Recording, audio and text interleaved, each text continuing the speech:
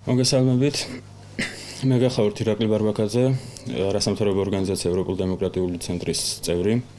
სურს გამოვეხმაურო 19 აპრილს კოალიციას საზოგადოებრივი ინიციატივის ოფისში მოხდა ინციდენტს. მოგეხსენებათ, ამ ოფისში მოხდა შეჭრა უცნობი პირების მხრიდან. მათ მიაყენეს სიტყვიერი შეურაცხყოფა იქ მყოფ წევრ მანდილოსნებს.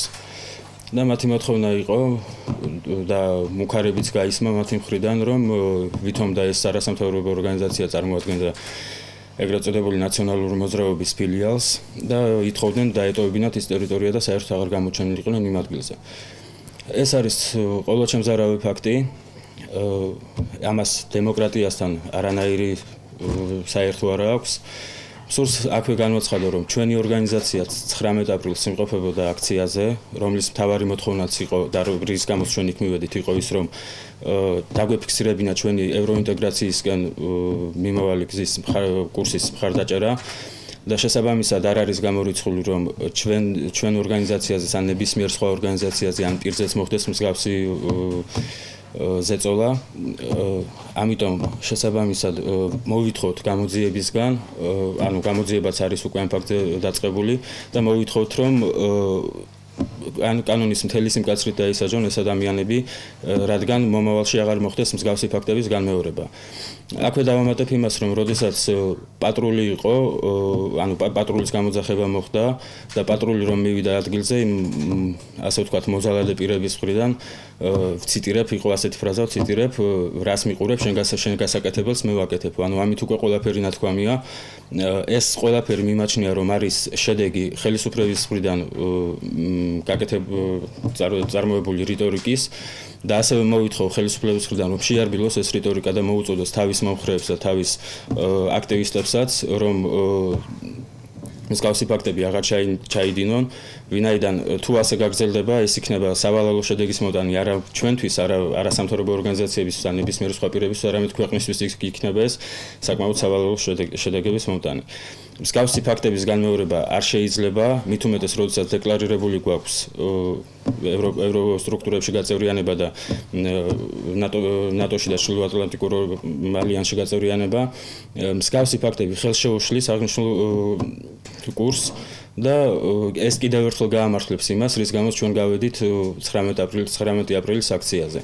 ყოველად დაუშვებელია არადემოკრატიული, არაჯანსაღი პროცესების წარმართვა ქვეყანაში და ხელისუფლებამ ყველაფერი უნდა იყონოს, რომ შეაჩეროს ეს პროცესი, იმიტომ რომ ყველანაირი შედეგი, რაც უარყოფით შედეგი, რაც დადგება ამ კუთხით, იქნება ხელისუფლების ამაზე პასუხისმგებელი იქნება მხოლოდ ხელისუფლება. ეხლა გადავცემ სიტყვას ბატონ ლევანს. საზოგადოებრივი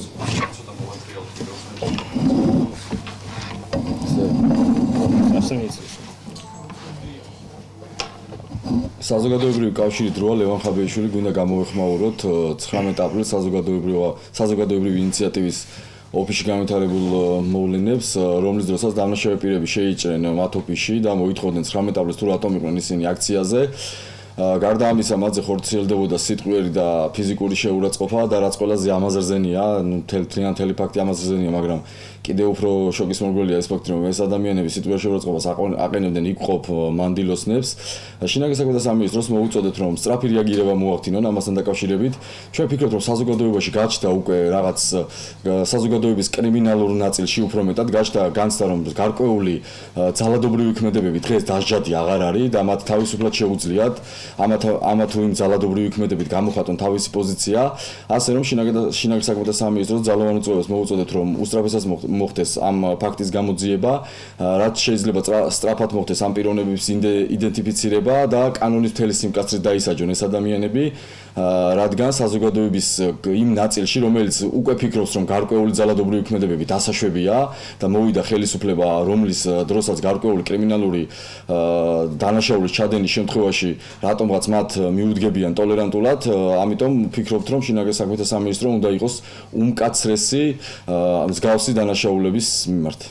დასტურდება თუ არა რაიმე სახით ის ინფორმაცია, რომელიც თავდაპირველად გავრცელდა რომ ეს პირები, რომლებიც შეიჭრნენ საზოგადოებრივი ინიციატივის ოფისში, არიან ეგრეთ წოდებული პოლიტპატიმრები თუ ამნისტირებული პირები.